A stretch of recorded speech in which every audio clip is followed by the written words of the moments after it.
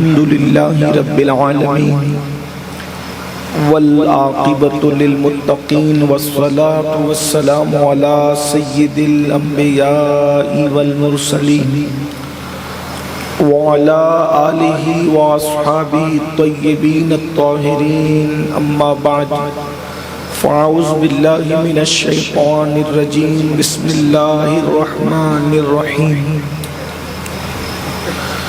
يا أيها الذين آمنوا اتقوا الله حق تقاته ولا تموتن إلا وأنتم مسلمون صدق الله العظيم غوث اعظم بمنے بے سرو ساما مدد قبلِ دین مدد کعبہ ایمان مدد انتظار کرم تست من عینی رائے خدا جو و خدا بینو خدا دا مدد بگردہ بے بلا افتادہ کشتی ضعیفانو شکستہ رات پشتی بحق کے خواجہ عثمان ہارون مدد کن مدد کن مدد کن یا معین الدین چشتی منبر پر جلوگر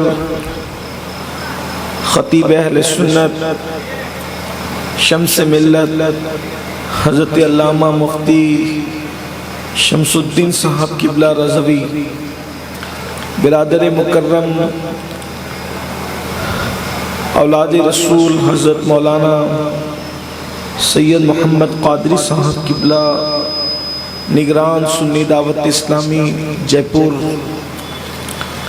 و جمیع عرش مقام سادات کرام ذوی الاحترام ذوی الاحتشام باصفا علماء کرام حاضرین محفل پردہ نشین ماؤں اور بہنوں السلام علیکم ورحمۃ اللہ وبرکاتہ۔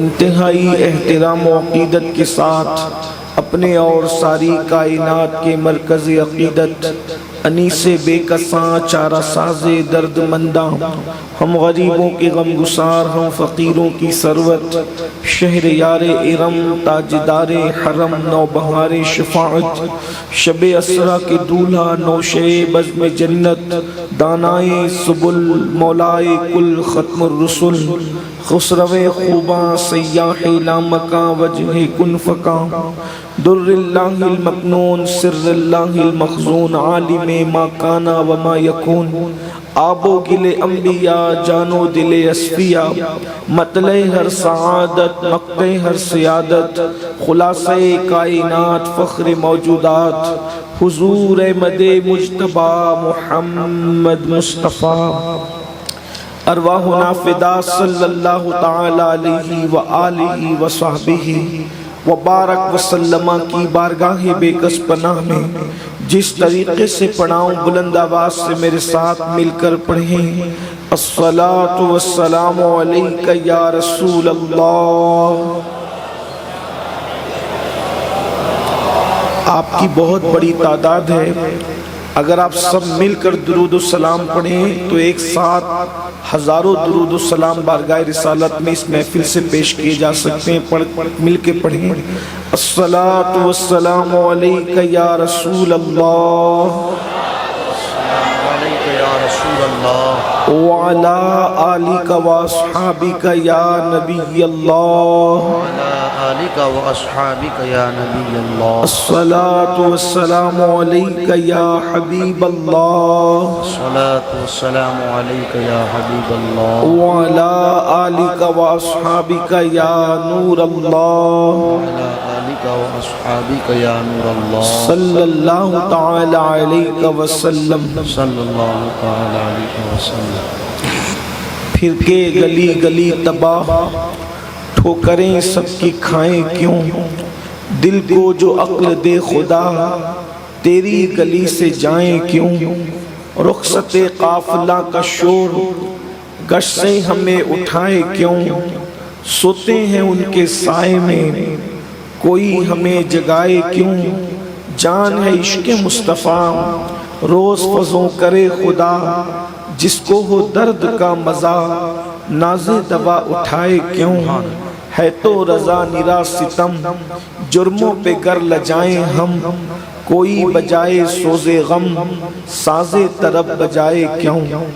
آج کی یہ محفل جیسا کہ آپ نے سنا ہے کہ اصلاح عقائد و اعمال کے حوالے سے انعقاد پذیر ہے، مجھے بھی اسی عنوان کے حوالے سے پابند کیا گیا ہے، اور اسی مناسبت سے قرآن مقدس کی مشہور و معروف آیہ کریمہ تلاوت کی گئی ہے۔ اللہ کی بارگاہ میں دعا ہے کہ اللہ تبارک و تعالی اس کے متعلق مجھے حق کہنے اور آپ سب کو حق سن کر اس پر عمل کرنے اور اسے عام کرنے کی توفیق عطا فرمائے۔ آمین آمین۔ اس وقت دنیا کے اندر بے شمار اجلاس، کانفرنسیں، محفلیں منعقد ہو رہی ہے، اور دنیا کے مفکرین اس بات کی کوشش اور کاوش میں ہے کہ کسی طرح مسلم امہ کے بگڑے ہوئے حالات کو سنوارنے کی کوشش کی جائے۔ میں سمجھتا ہوں کہ کوئی ریاست ہندوستان کی ایسی نہیں ہے جہاں روزانہ درجنوں جلسے نہ ہو رہے ہیں، لیکن جتنے زیادہ اجلاس اور محفلیں ہو رہی ہیں اتنی ہماری بہراروی بڑھ رہی ہے، ہم بہراروی کا شکار ہوتے جا رہے ہیں۔ اس کی کیا وجہ ہے یہ تو آپ بہتر جانتے ہیں، لیکن ایک چیز پر میں آپ کے سامنے آپ کی توجہ دلانا چاہتا ہوں کہ دراصل ہم لوگ کا مزاج یہ ہو گیا ہے کہ پہلے دل کو بہلانے کے لیے سیریل دیکھ لیتے تھے، پہلے دل کو بہلانے کے لیے گانے سن لیتے تھے، پہلے دل کو بہلانے کے لیے فلمیں دیکھ لیتے تھے، پہلے دل کو بہلانے کے لیے گیم کھیل لیتے تھے۔ اب جب سنتے ہیں کہ کوئی مولانا صاحب آ رہے ہیں، کوئی سید صاحب آ رہے ہیں، کوئی پیر صاحب آ رہے ہیں، تو کہا چلو تھوڑی دیر دل کو بہلانے کے لیے تقریر بھی سن لیں۔ یعنی اس کا مطلب جس شمار اور قطار میں آپ نے فلموں کو رکھا ہے، سیریلوں کو رکھا ہے، گانوں کو رکھا ہے، مشاعروں کو رکھا ہے، غزلوں کو رکھا ہے، اسی فہرست میں ہم لوگوں کے واعظ و نصیحت کو بھی اب رکھ دیا ہے۔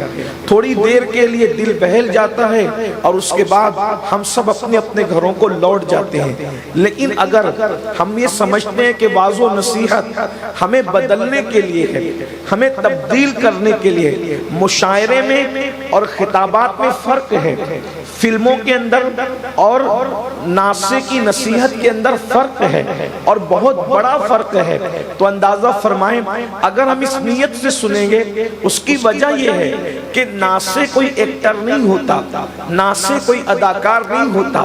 جو فلمیں اور سیریلوں کے ایکٹر ہوتے ہیں وہ اپنی طبیعت سے آپ کو مضامین دیتے ہیں، لیکن یہ لوگ جو منبر پر آتے ہیں یہ اللہ کا فرمان، اس کے رسول کا فرمان اپنی زبان سے آپ کے سامنے پیش کرتے ہیں۔ تو زبان ہماری ہوتی ہے لیکن کلام کسی اور کا ہوتا ہے، فرمان کسی اور کا ہوتا ہے۔ میرے بھائیوں، آج مسلم امہ کہیں چین سے نہیں ہے، کہیں سکون سے نہیں ہے، کہیں اطمینان سے نہیں ہے۔ کسی کو شکایت ہے روٹی کی، کسی کو شکایت ہے کپڑے کی، کسی کو شکایت ہے مکان کی، کسی کو شکایت ہے دکان کی۔ میں کہتا ہوں کہ اگر کسی جگہ پر چلے جاؤ تو لوگوں کا ہجوم صرف اس لیے لگ جاتا ہے، کوئی کہتا ہے میری بیٹی کو رشتے نہیں، کوئی کہتا ہے میں تعلیم میں کامیاب نہیں، کوئی کہتا ہے گھر میں برکت نہیں، کوئی کہتا ہے روزی میں برکت نہیں، کوئی کہتا ہے سکون نہیں، کوئی کہتا ہے اطمینان نہیں۔ غرض کے سب اپنے اپنے مسائل کو پیش کرتے ہیں اور ہمارا دل بھی دکھتا ہے، اندر سے دل بے چین ہوتا ہے۔ یا اللہ ہماری قوم کو، میرے آقا صلی اللہ علیہ وآلہ وسلم کی اس دکھیاری امت کو دکھوں سے نجات عطا فرما۔ لیکن ایک بات میں آپ سے عرض کروں میرے بھائیوں، اب دعائیں آپ کی تقدیر نہیں سنوار سکتی. میں مایوس کرنے نہیں آیا لیکن کسی خاص طرف آپ کی توجہ دلانے آیا ہوں اور اب آپ سے چاہتا ہوں کہ آپ بہت توجہ سے تو سن رہے ہیں, مزید آپ مکمل توجہ سے سنیں اور اپنے دل کے نہا خانوں کے اندر کسی کے دل کے درد کو جگہ دینے کی کوشش کریں.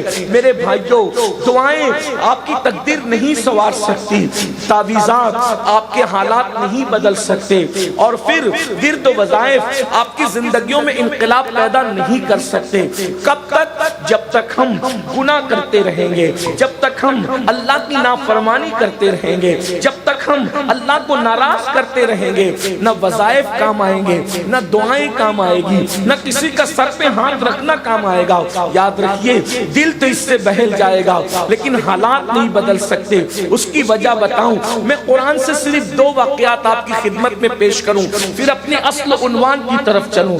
دیکھیں, قرآن قصے کہانی کی کتاب نہیں ہے, لیکن قرآن کے اندر جو قصص بیان کیے گئے ہیں وہ ہماری عبرت کے لیے ہے. اور پھر کن کے قصص ہیں؟ اللہ اکبر, یا تو بہت محبوبوں کے قصص ہیں تاکہ ہم دیکھ کر اندازہ کریں. میں انہی محبوبوں میں سے اور 2 واقعات پیش کرتا ہوں, یا تو پھر مردودوں کے قصص ہے تاکہ آپ ان کو بھی دیکھ کر عبرت حاصل کریں. جب مثال کے طور پہ حضرت موسیٰ کے قصص بھی موجود ہیں, وہ محبوب ہیں, اور فرعون کے قصص بھی موجود ہیں, وہ مردود ہے. ابراہیم علیہ السلام کے واقعات بھی موجود ہیں, وہ محبوب ہے. نمرود کے واقعات بھی موجود ہیں, وہ مردود ہے.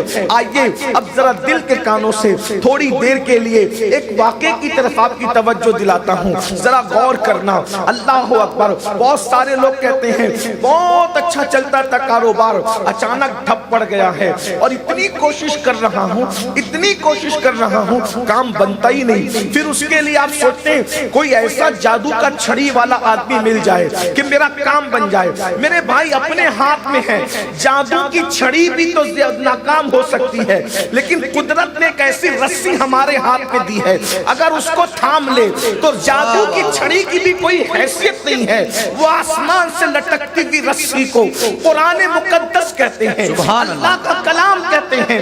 اس کو تھام تو لو, اس پر غور تو کرو, اس پر تدبر تو کرو. آئیے, اللہ اکبر, ایک ہستی کا ذکر قرآن میں کیا جاتا ہے, کس ناز اور انداز سے بیان کیا جا رہا ہے اس ہستی کو. اللہ اکبر. پیدا ہونے سے پہلے, اب ذرا سنتے جائیں, توجہ کرتے جائیں, پیدا کرنے سے پہلے فرشتوں میں اعلان ہوتا ہے, انی جائل فی الارض خلیفہ, بحیثیت خلیفہ. اللہ اکبر. آپ توجہ کریں, میں طنز نہیں کر رہا ہوں, صرف آپ کو اہمیت بتانا چاہتا ہوں. بھائیو, کسی پیر کا خلیفہ نہیں ہے, اللہ کا خلیفہ ہے. اندازہ تو فرمائے. اللہ اکبر. آج ابھی مولانا کہہ رہے تھے پیر سے خلافت ملتی تو آدمی کتنا خوش نصیب سمجھتا ہے. سمجھنا بھی چاہیے, بڑی بات ہے, لیکن یہ اللہ کا خلیفہ ہے اور بننے سے پہلے قدرت خود اعلان کر رہی ہے. یعنی یہ خلافت مانگ کے نہیں مل رہی ہے, یہ خلافت تقویٰ دیکھ کر نہیں مل رہی ہے, یہ خلافت پرہیزگاری دیکھ کر نہیں مل رہی ہے, بلکہ پہلے خلیفہ بنایا جا رہا ہے اور پھر وجود عطا کیا جا رہا ہے. مرتبہ یہ ہے. اللہ اکبر. وہ خلیفہ کیسا ہوگا کہ جب اس کے لیے فرشتوں نے کہا کہ کیا تو اس کو خلیفہ بنائے گا جو زمین پہ جا کر کے فساد برپا کرے گا, تو قدرت کی زبان میں اعلان کر دیا, انی عالم ما لا تعلمون, میں جو جانتا ہوں وہ تم نہیں جانتے.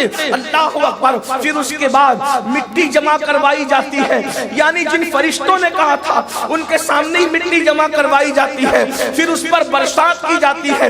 کس قدر شان سے اللہ اکبر وہ وجود ترتیب دیا جاتا ہے.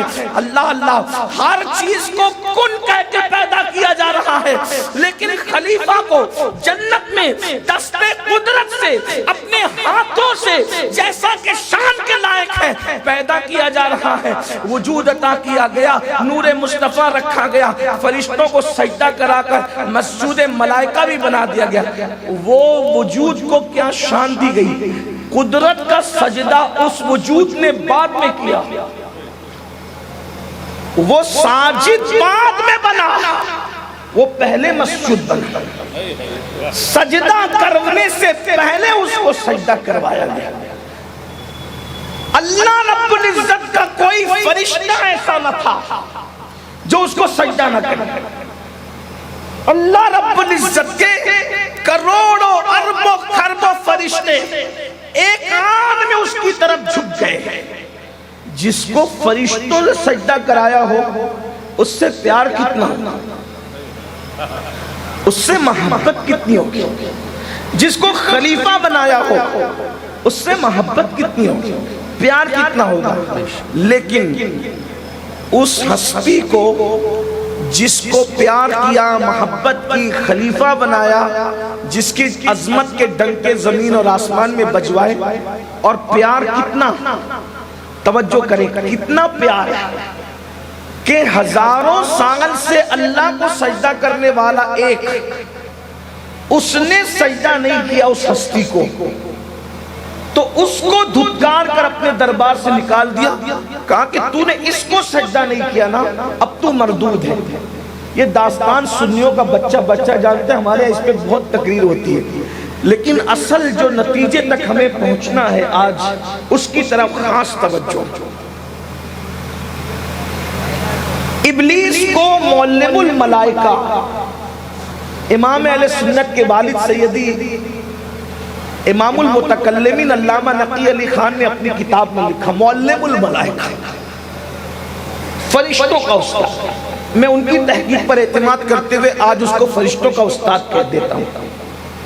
فرشتوں کے استاد کو صرف اس لیے شیطان بنا دیا کہ تو نے میرے آدم کو سجدہ نہیں کیا. یعنی کتنا پیار ہے، یعنی آدم جو تیرا ہے وہی میرا ہے، اور جو تیرا نہیں ہے وہ میرا نہیں. حتیٰ کہ جس نے سب سے پہلے سجدہ کیا اس کو اتنا بلند مرتبہ دے دیا کہ جبریل اب تو نے سب سے پہلے اس کے سامنے سر جھکایا، ہم نے سارے فرشتوں کا سردار تجھے بنا، سید الملائکہ کا لقب عطا کیا، سرداری عطا کر دی. غور فرمائے یہ شان ہے، اتنا سب کچھ عطا کرنے کے. یعنی یہ منصب ہم جب دیکھتے ہیں تو اس منصب میں صحابہ، اولیاء، اغواس، اقطاب، ان کے اپنے مراتب اس طریقے سے چھپ جاتے ہیں جیسے سورج کے سامنے ستارے چھپ جاتے ہیں. بھائی کوئی غوث اس مرتبے کے سامنے کچھ نظر آتا ہے؟ کوئی قطب اور ابدال اس مرتبے کے سامنے کچھ نظر آتا ہے؟ ایسے ہی نظر نہیں آتا جیسے چاند سورج نکلتا ہے تو اس کے سامنے ستارے نظر نہیں آتے. یہی ہے نا، اتنا سب کچھ کروا کر کے اب میرے اور آپ کی عبرت کے لیے پہلے دن سامان کیا کیا کہ اللہ نے کہہ دیا کہ یہ ایک درخت ہے، اس کے قریب مت جا، اور اس کو کہا یہ شجر ممنوع ہے، اس کے قریب مت جا. بطور مفہوم آپ کی تفہیم کے لیے یہ بات کہی جا رہی ہے. شجر ممنوع، ایسا پھل جس کے قریب جانے سے منع کیا، ایسا درخت جس کے قریب جانے سے منع کیا، قریب مت جانا. وہ جانے والا قریب تو نہ گیا، لیکن تفاسیر کی تفصیل کے مطابق کیونکہ قریب جانے کے لیے اس لیے منع کیا گیا تھا کہ قریب جائیں گے تو کھائیں گے بھی، اور اس کے فرمان میں تو بہت حکمتیں ہیں. قریب تو نہیں گئے لیکن ہیلے سے جس سے منع کیا گیا تھا کسی کھلانے والے نے کھلا دیا، کسی کھلانے والے نے کھلا دیا، انہوں نے کھا لیا. بظاہر وہ گناہ نہیں تھا اور حقیقتاً بھی وہ گناہ نہیں تھا. اب جو نتیجے کی طرف ہم آ رہے ہیں وہ بہت عبرت آمیز ہے. اگر کوئی اسی کو سمجھ لے تو اللہ کرے اس کی زندگی بدل جائے. اپنی بیوی کے ساتھ جنت میں مزے سے رہ رہے تھے، کسی چیز کی ممانعت نہیں تھی سوائے ایک کے، نہروں میں غسل کرنا ہے کیجئے، کپڑے پہننا ہے پہنے، کھانا ہے کھائے، جو کرنا ہے کیجئے، صرف اس کے قریب مت جانا. اور حضرت آدم علیہ السلام نے اسی شجر ممنوع کا پھل کھا لیا. وہ پھل کیا تھا؟ اب ہماری قوم اس کی تحقیق میں جاتی ہے، وہ سوچتے ہی نہیں کہ آخر یہ ہے کیا، وہ تھا کیا، اسی کے چکر میں الجھے ہوئے. لیکن کیوں روکا گیا تھا، اس کے بعد جو ہوا اس میں ہمارے لیے کیا ہے، ہم اس کی طرف نہیں جاتے. ہم نے ہمیشہ الجھنا ہی ہے، یہ قوم الجھتی رہتی ہے. وہ پھل تھا وہی جو بھی تھا، اب تک تک اس پر ہم بحث کر رہے ہیں اور اسی پہ اب تک مطمئن نہیں کہ وہ تھا کیا، جو بھی تھا، لیکن وہ شجر ممنوع تھا، منع کیا ہوا تھا، اس کے قریب مت جانا، اور کھا لیا۔ اتنا بڑا محبوب کہ اپنے نبی کا نور جس کی پیشانی میں رکھا جاتا ہے، واہ واہ واہ واہ، سبحان اللہ، محبوب کا نور جس کی پیشانی میں رکھتا ہے، فرشتوں کو سجدے کا حکم دیا جاتا ہے، جنت میں بنایا جاتا ہے، سر پہ تاج خلافت رکھا جاتا ہے، جو تیرا وہی میرا، یہ اعلان کیا جاتا ہے۔ لیکن بس ایک ہی بات تھی، ہم نے کہا تھا نہ جانا، جب نہ جانا تو نہ کھانا، لیکن آپ نے تو کھا لیا۔ اب کھا لیا تو اس کی شان ربوبیت میں کیا فرق ہے؟ اگر وہ شجر اتنا سب کچھ کھلا رہا تھا، اگر ایک شجر ممنوع کھایا تو شان ربوبیت میں فرق کیا ہے؟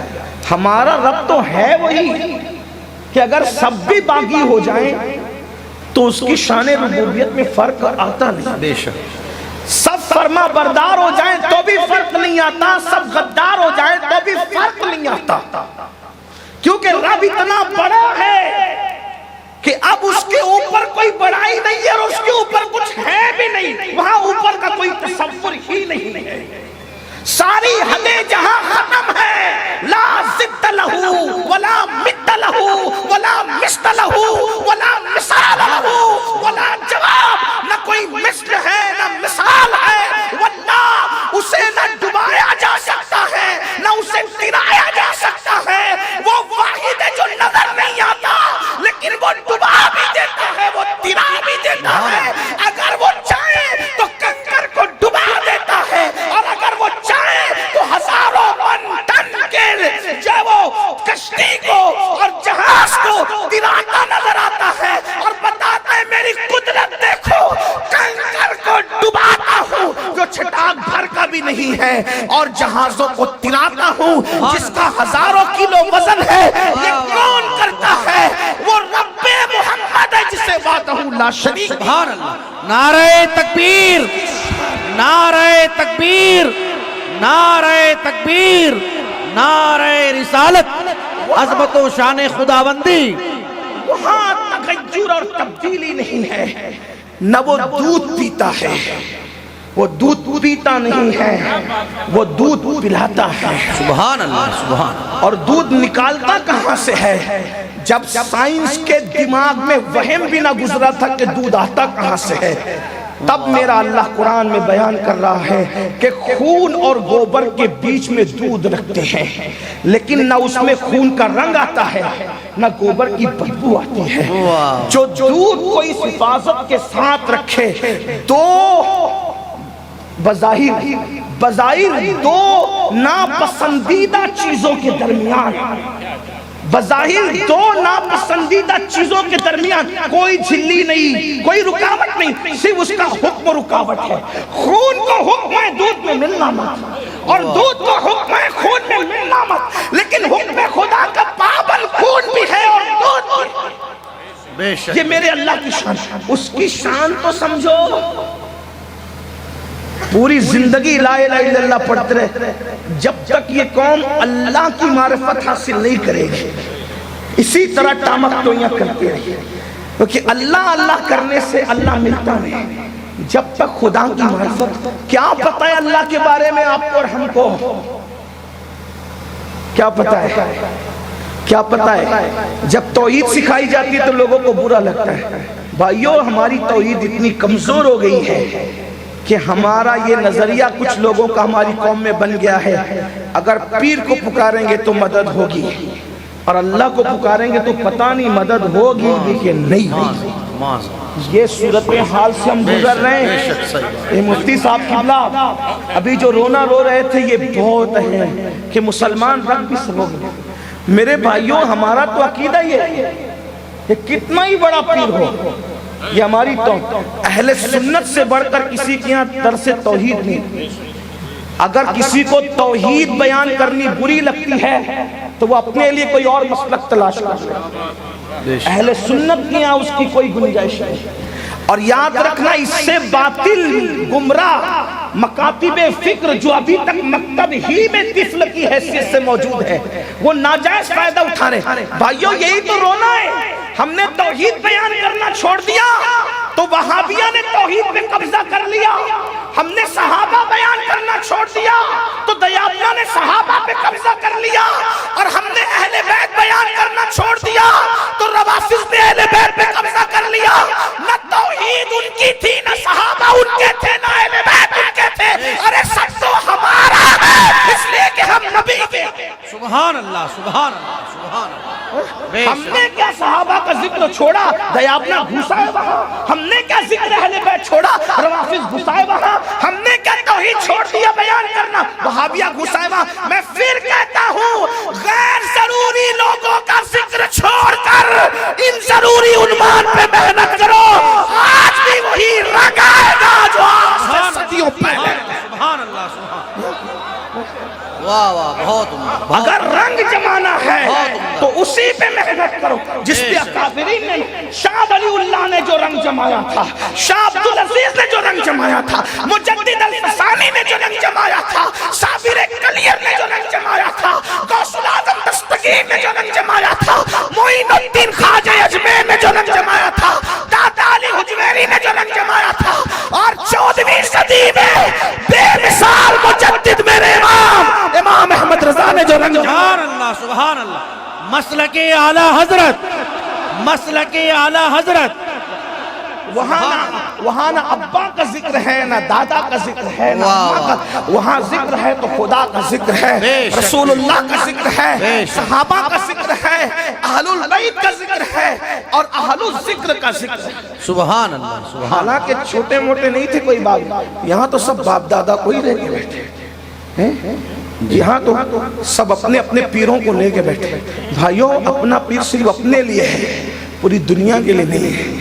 ہمیں دین کا مبلغ بننا ہوگا, ہمیں دین کا داعی بننا ہوگا. لوگ پریشان ہیں, لوگ سدھرتے کیوں نہیں. میں نے کہا پیش ہی کٹورے کرتے ہو پیالے کرتے ہو, سمندر پیش کر کے دیکھو نا. دنیا نہ قریب آئے تو پھر بات دور نکلتی ہے لیکن یہ حقائق ہے, سچائی. عقیدہ توحید ہمارے نوجوانوں کو پتہ ہی نہیں, اسی لیے وہ جادوگروں کے پاس جا رہے ہیں قسمت سنبھالنے. بے شک. اسی لیے وہ پنڈتوں کے پاس جا رہے ہیں قسمت سنبھالنے. انہیں پتہ نہیں بھائیو, جو لوگ درختوں کے پجاری ہیں انہوں نے آپ کی قسمت کب سنبھالنا. قسمت تو ان سے سنورنی ہے نا جو خدائے وحدہ لا شریک کے پجاری ہیں, جو اس کی عبادت کرتے ہیں. نگاہ ولی میں وہ تاثیر دیکھتے, بدلتی ہزاروں کی تقدیر دیکھتے.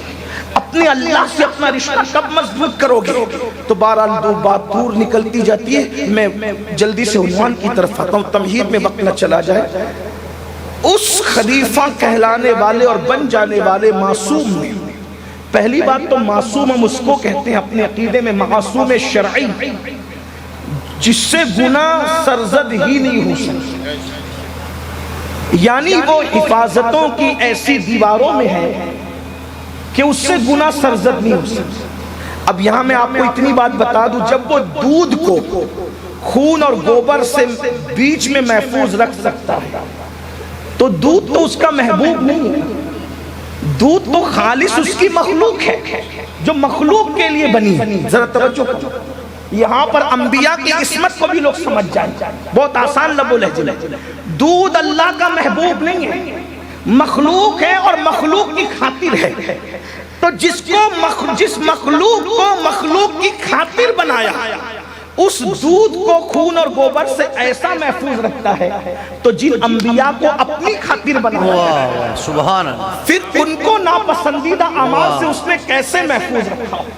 ارے جو صدف کو سمندر کی تہہ میں پانی کے قطروں سے محفوظ رکھتا ہے, جب صدف کو اتنا محفوظ رکھتا ہے تو جن انبیاء کو اپنا محبوب بنایا ان کو کتنا محفوظ رکھتا ہے.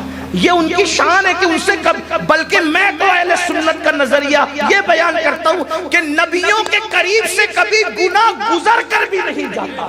بے شک. تصور گناہ بھی وہاں قریب سے گزر کر نہیں جاتا. یہ انبیاء کی شان ہے. ہم ادب والے یہ کہتے ہیں. اب بات سمجھ میں اگر آ گئی ہے تو آگے چلیں. اگر کوئی کچھ کرے تو اس کی شان ربوبیت میں کوئی فرق نہیں، لیکن وہ رحمان اور رحیم ہے، پھر وہ غیور بھی ہے، اور غیور ایسا ہے، ایسا غیور کہ جب غیرت کرنے، جب محبت کرنے پر آئے تو محبت کی کوئی حد نہیں، اور جب اظہار غیرت کے لیے آئے تو پھر اب شان کیا ہوتی ہے؟ جب شجر ممنوعہ کا پھل کھا لیا تو اللہ جو رحمان ہے، رحیم ہے، ستار ہے، غفار ہے، اس نے یہ نہیں کہا کہ چلو چلو آدم ایک بار ایسا ہو گیا آئندہ نہیں کروں گا۔ اس پہ آپ کی توجہ، آدم معصوم ہے، حضرت آدم سے کوئی گناہ نہیں ہوا، عوام کے خیال میں جسے خطا کہتے ہیں وہ کوئی خطا نہیں ہوئی، ہم اس کو نام دیتے لغزش پیغمبرانہ کا صدور ہوا، بس اس کو اتنا ہی کہہ سکتے ہیں، اس سے زیادہ کچھ نہیں۔ اور اس لغزش پیغمبرانہ میں بھی کروڑوں حکمتیں تھیں، توجہ ہے آپ کی۔ پھر کیا ہوا؟ اس شجر ممنوعہ کا پھل کھانے کے بعد مہلت نہیں دی گئی، صرف ایک لغزش پیغمبرانہ پر، ایک لغزش پیغمبرانہ پر یہ کہہ دیا گیا آپ کو جنت سے نکلنا ہوگا، نکلیے آپ جنت سے، یہ نہیں آئندہ نہیں کرنا، مہلت دیتے آئندہ نہیں کرنا، مہلت دیتے آئندہ نہیں، خلیفہ بنایا، مسجود ملائکہ بنایا، محبوبیت کا اعلان کیا، چنا، صفی بنایا، لیکن جب ایک لغزش پیغمبرانہ ہوئی تو ان پر جلال کا اظہار نہیں ہوا، ان پر عتاب نہیں ہوا۔ ہم تو ادب سے یہ کہتے ہیں نہ عتاب تھا نہ جلال تھا، بعد میں پیدا ہونے والے ہر آدمی کے لیے عبرت کا سامان تھا۔ آدم کے ساتھ یہ کرتا ہوں تو آدمی کے ساتھ کیا کروں گا؟ توجہ کرنا، مہلت نہیں دی، تو جنت سے نکل جاؤ، اور ایسے نہیں نکلو، آگے اس پہ خاص توجہ میرے جوانوں، دل تھام کر سنو۔ میں قرآن کے حوالے سے تفسیر کیا ہوں، ابن عباس سے لے کر صاحب نعیمی تک جن جن لوگوں نے لکھا اس کا مفہوم پیش کر، سینکڑوں تفاسیر کا خلاصہ ہے یہ کہ جس وقت کہا جنت سے نکل جاؤ، کتنا بڑا محبوب، کتنا مقبول، کتنا پیارا کہ معلم الملائکہ کو اس کے لیے مردود کر کے نکال دیا، لیکن جب جنت سے نکالا تو ہماری عبرت کے لیے یہ بھی کہا ایسے نہ جائیں گے، آپ کے کپڑے بھی اتار لیے جائیں گے۔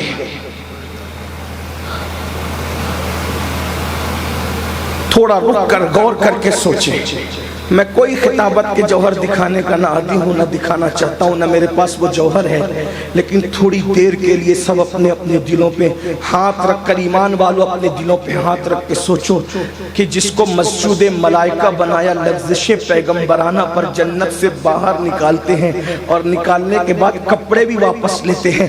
یہ تو نہیں کہتا کہ کپڑے چھین لیتے ہیں، میرا مسلک مکمل ادب ہے، لیکن اتنا ضرور ادب سے کہوں گا ہماری عبرت کے لیے کپڑے بھی واپس لے لیتے ہیں، اور کپڑے واپس لینے کے بعد میاں بیوی میں جدائی کر کے گھر بکھیر بھی دیتے ہیں، بیوی جدہ میں ہے اور شوہر ہندوستان میں ہے۔ اور جب آدم علیہ السلام کے کپڑے واپس لے لیے گئے، اتنی حیا آئی آپ کو کپڑے واپس لینے پر کہ آپ نے اپنے وجود پر جنت کے پتے ڈھانپ لیے، جنت کے پتے اپنے وجود سے لپیٹ لیے۔ اب میں آپ سے پوچھنا چاہتا ہوں میرے بھائیوں، بتاؤ وہ لغزش پیغمبرانہ نہ گناہ تھی، نہ خطا تھی، نہ بغاوت تھی، نہ نافرمانی تھی، صرف لغزش پیغمبرانہ تھی، شان معصومیت کے ساتھ ایک لغزش پیغمبرانہ تھی جس میں کروڑوں حکمتیں تھی۔ کپڑے تک واپس لیے گئے، جنت سے تک نکال دیا گیا، اور اپنے الفاظ میں گھر کو بکھیر دیا گیا، جنت میں جس کا گھر بسایا تھا میاں بیوی کو جدا کر دیا۔ آپ بتاؤ اگر یہ کام معصوم کرتا ہے تو اس کے ساتھ یہ سلوک کرتے ہیں، اور زمین پہ آنے کے بعد ان کو احساس ہوتا ہے تو 200 سال تک کے مناتے اللہ مجھے معاف کر دے، مجھے معاف کر دے، مجھے معاف کر دے۔ بھائیو، قبولیت کا اعلان کرنا تو دور کی بات، 200 سال تک کوئی جواب بھی نہیں دیا جاتا۔ اتنا روتے ہیں کہ روتے روتے آنسوؤں کی، اللہ اکبر، آنسوؤں کی جھیلیں بن جاتی ہیں۔ اتنا روتے ہیں کہ جہاں روتے ہیں، رونے سے آنسوؤں کی وجہ سے زمین پہ کیچڑ بن جاتا ہے۔ آپ مجھے بتائیں یہ کیفیت تھی. حضرت سیدنا آدم نے اپنا وجود نہیں دیکھا, ان 200 سال میں اتنا بے چین ہوئے, اتنا بے قرار ہوئے. ہمیں کیا پیغام ملا؟ اگر معصوم لغزش پیغمبرانہ کرے تو گھر بھی بکھر رہا ہے, بیوی بھی جدا ہو رہی ہے, جنت سے نکالے بھی جا رہے, کپڑے تک واپس لیے جا رہے ہیں. اب ذرا اس کو سامنے رکھو, وہ لغزش پیغمبرانہ کروڑوں حکمتوں کے تحت تھی, اللہ اکبر, اور اس کو سامنے رکھو اور پھر دیکھو جب معصوم کے ساتھ لغزش پیغمبرانہ پہ یہ کرتے ہیں تو پھر قیامت کے دن زنا کرنے والوں کے ساتھ کیا سلوک کیا جائے گا. اس کو سوچو, اس کو ذرا تصور میں لا. پھر سود کا دھندا کرنے والوں کے ساتھ کیا سلوک کیا جائے گا.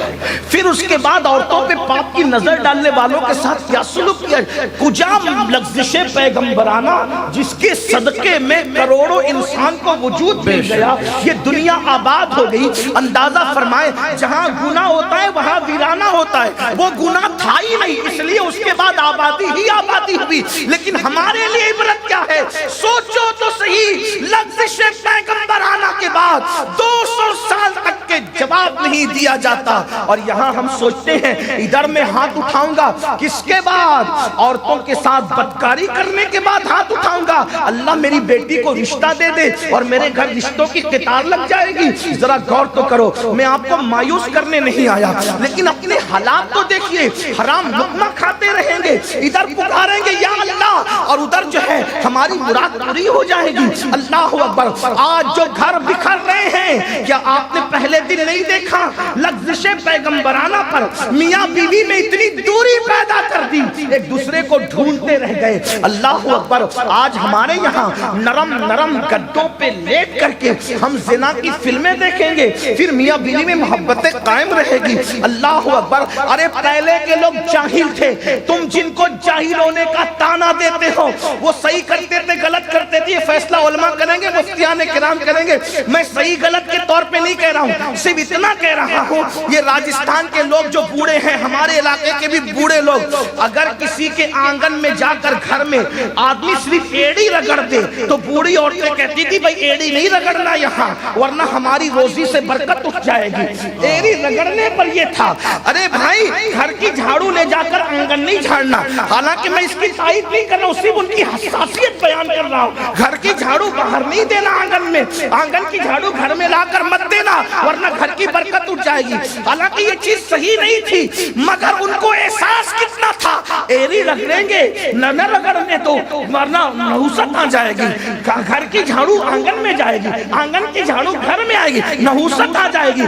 آپ سے پوچھنا چاہتا ہوں آپ کتنے بے غیرت ہو گئے, وہ ایڑی رگڑنے نہیں دیتے تھے برکت چلی جائے گی, اور آپ نرم نرم گدوں پہ لیٹ کر زنا کی فلمیں دیکھ رہے ہیں. کیسے گھر میں برکت آئے گی, روزی میں برکت کیسے ہوگی؟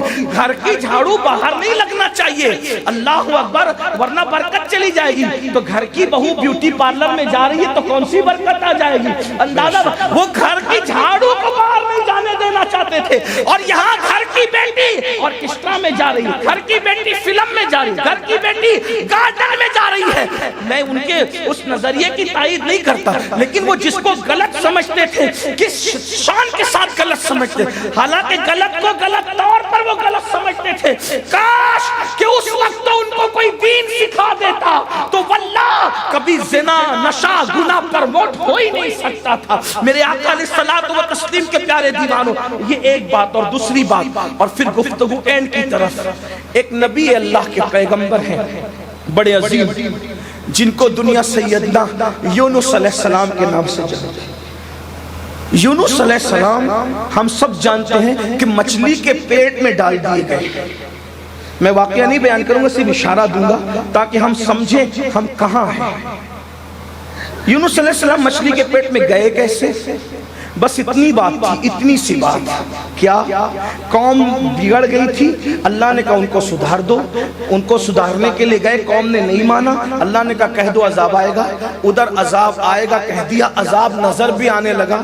اللہ کی اجازت سے پہلے, توجہ, اللہ کی اجازت سے پہلے یونس علیہ السلام اللہ کی اجازت کے بغیر قوم کو غصے سے چھوڑ دیتے, بیوی بچوں کو لے کر نکل جائے. دریا کے کنارے پہنچے, بیوی بچے مس ہو گئے, اور یہ خود جب کشتی میں بیٹھے اور کشتی بیچ دریا میں پہنچی تو چکر آنے لگے, کشتی ہچکولے کھانے لگی, بھنور میں آ گئی. ملا نے کہا, جو کشتی چلانے والا تھا, اس نے کہا میری کشتی یوں ہی نہیں ڈولتی. کہا کیسے ڈولتی ہے؟ تو کہا کوئی بھاگا ہوا غلام اپنے مالک کی اجازت کے بغیر بھاگتا ہے تو اس کشتی کو چکر آتے ہیں, تو پھر اس کا علاج کیا ہے؟ کہا اس کا علاج یہ ہے کہ اس کو دریا میں پھینک دینا پڑتا ہے ورنہ پوری کشتی ڈوب سکتی ہے. تو کون ہے تم میں بھاگا ہوا غلام؟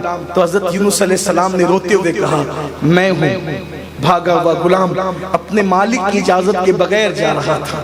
اللہ, انہوں نے اپنے جملوں میں کہا ہم تو نہیں کہہ سکتے ادب کی وجہ سے, تو لوگوں نے کہا آپ کا چہرہ نورانی, اتنے نورانی چہرے والے آپ بزرگ, آپ غلام نہیں لگتے نہ آپ بھاگے ہوئے لگتے ہیں.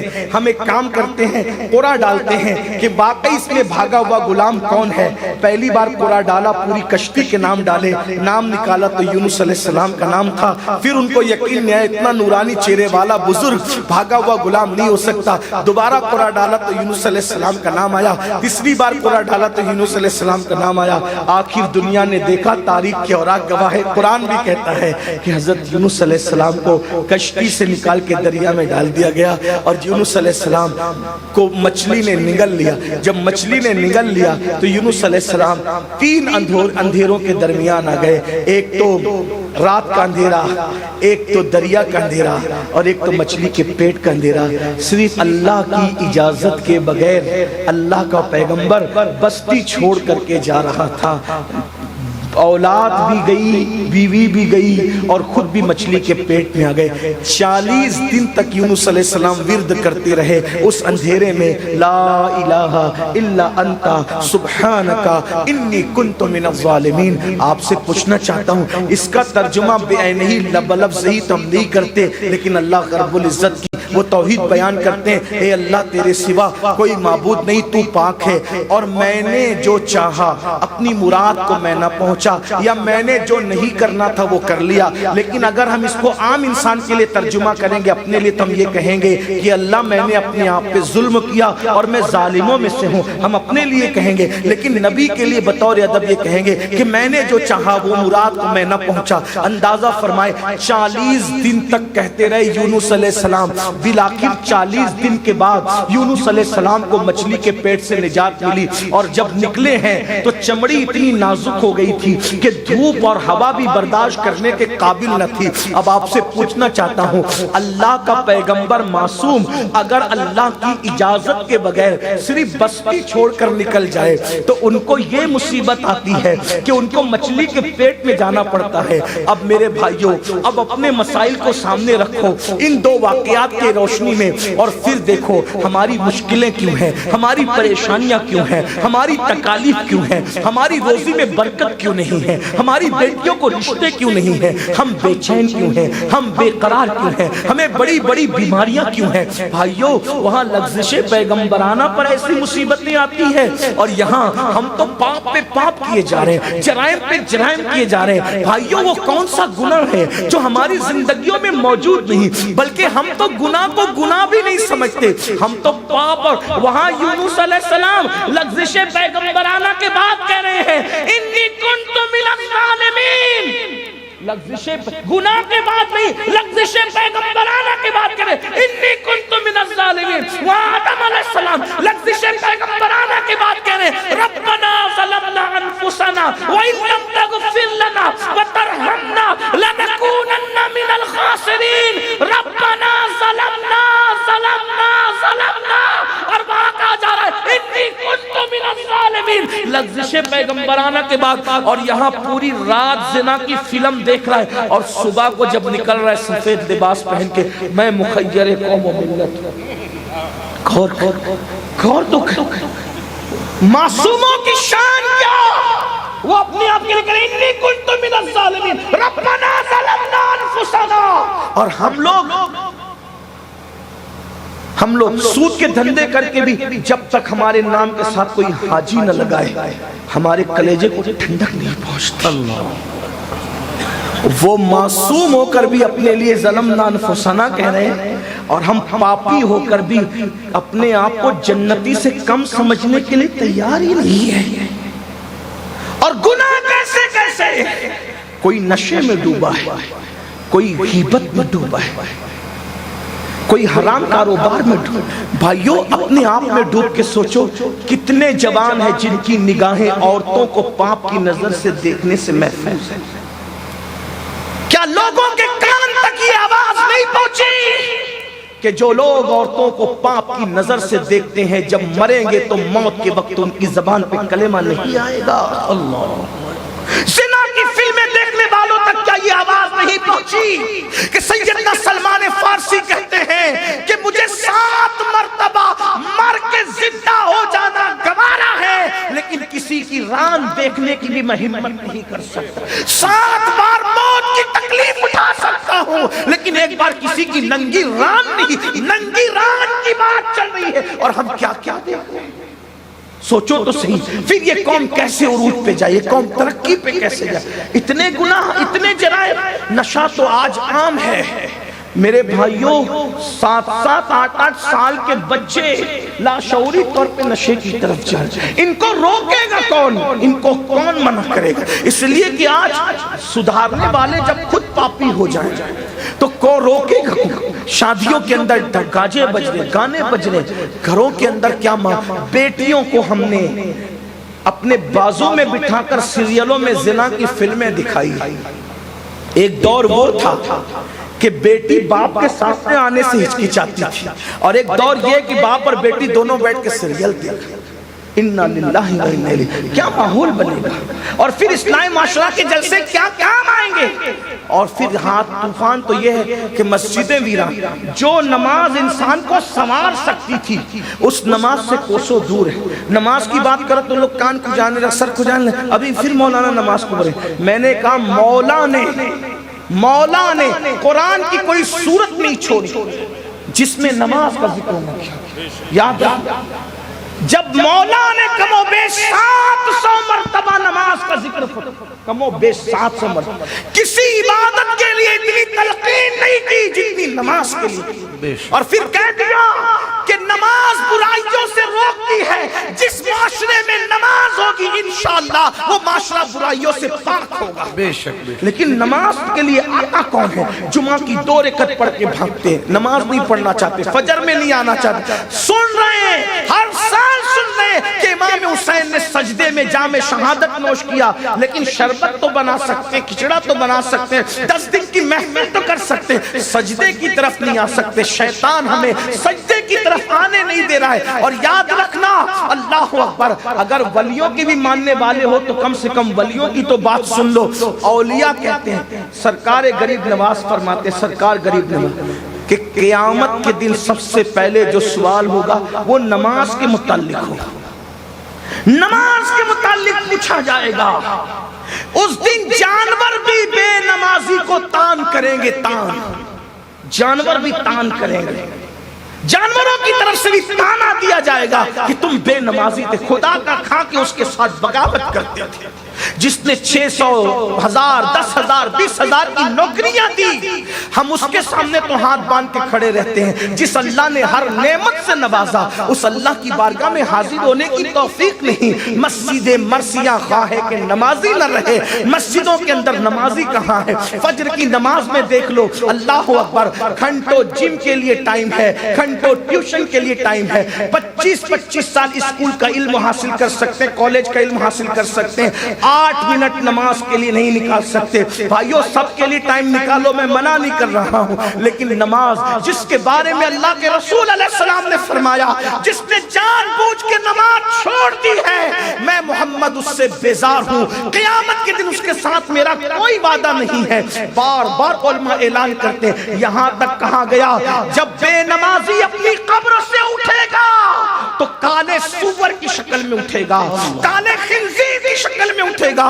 پھر بھی ہم ڈرتے نہیں، ہم لرزتے نہیں، ہم کانپتے نہیں. نہیں. ارے موسمیات کے ماہرین اگر اعلان کر دے, کیا اعلان کر دے کہ طوفان آنے والا ہے, تو اس سے بچاؤ کے لیے ہم کوشش کرتے ہیں. لیکن اللہ کے رسول صادق و مصدوق کہہ رہے ہیں, بے نمازیوں تم کالے سور کی شکل میں اٹھو گے. اس سے بچنے کے لیے کوئی تدبیر نہیں کرتے, کوئی کوشش نہیں کرتے. کہتے ہیں جو ہوگا دیکھا جائے گا. نہیں میرے بھائی, ایک دن مرنا ہے میرے بھائی, ایک دن موت آنا ہے میرے بھائی. موت کی تلواریں سر پہ لٹک رہی میرے بھائی. قرآن کہتا ہے اینما تکونوا یدرککم الموت ولو کنتم فی بروج مشیدہ, مضبوط قلعوں میں جا کے چھپ جاؤ گے, وہاں بھی تمہیں موت آ کر کے رہے گی. بھائیو, قبروں میں نہ کسی کی دادا گیری چلے گی, نہ کسی کی بابا گیری چلے گی, کچھ نہیں چلے گا میرے بھائی وہاں پر. وہاں تو صرف اور صرف ایمان کے بعد اعمال پوچھے جائیں گے اور کچھ نہیں پوچھا جائے گا. اللہ کے بندو